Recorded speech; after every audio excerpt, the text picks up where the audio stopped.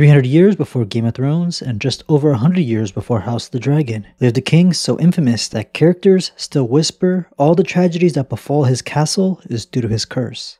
King Harren, better remembered as Black Harren or Harren the Black. The castle he built through appalling means has had an alarming amount of bad luck within its walls. But it would be a stretch to blame it all on Harren the Black, despite characters believing his ghost still walks the halls by night to burst those who look upon him to flames. He wasn't a magical character, just had the classic case of greed you see in villains.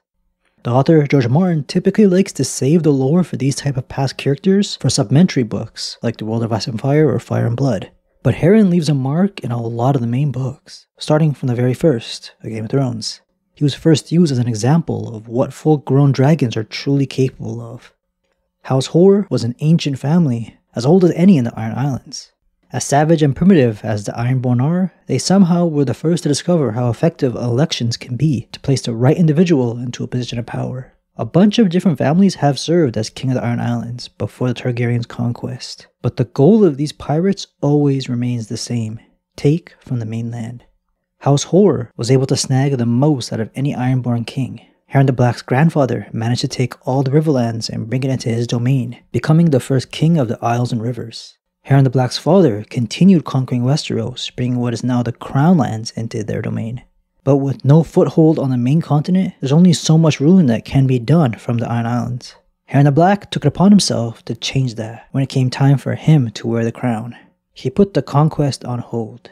In his pride, he desired the highest hall and tallest towers in all of Westeros. 40 years it had taken, rising like a great shadow on the shore of a lake while Harren's armies plundered his neighbors for stone, lumber, gold, and workers. Thousands of captives died in his quarries, chained to his sledges, while laboring on his 5 colossal towers. Men froze by winter and sweltered in summer. Weirwoods that had stood 3,000 years were cut down for beams and rafters. Harren had beggared the Riverlands and the Iron Islands alike to ornament his dream. And when at last Harrenhal stood complete, on the very day King Harren took up residence, Aegon the Conqueror had come ashore at King's Landing. Catelyn could only remember hearing old Nan tell the story to her own children back at Winterfell. And King Harren learned that thick walls and high towers are small use against dragons. The tale always ended, for dragons fly. Harren and all his line had perished in the fires that engulfed his monstrous fortress, and every house that held Harrenhal had come to misfortune. Strong it might be, but it was a dark place and cursed. Black Harren never got to enjoy his life's work, melting inside of it an old man. The construction this monstrosity Harrenhal turned out to be now plagues any lord who comes into possession of it. House Hoare went extinct in the Dragonfire early into Aegon's conquest. Being a tyrant, the Riverlords, under his cruel regime, abandoned him to fight alongside the Targaryens. After killing so many of their people, they were glad to overthrow the Horse.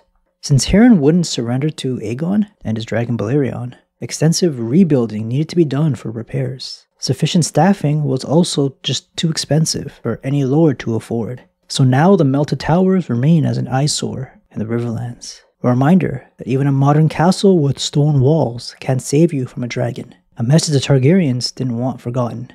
The line about weirwood trees being cut down to make for beams within the castle is interesting though.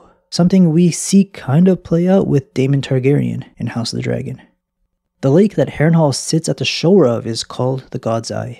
In the middle of the lake is an island. It's kind of like the Children of the Forest's headquarters, if they're still around the Seven Kingdoms. No one really knows for sure because any unwanted visiting boats are forced away through their magic, either with elemental powers or warging into ravens to scare them off. The Children of the Forest wouldn't have appreciated the hordes cutting down their sacred weirdwood trees, but they're not the cause of the curse of Harrenhal either. Families dying out within the walls have all been explained. There are other reasons for castle fires aside from evil spirits. Sometimes it's just arson.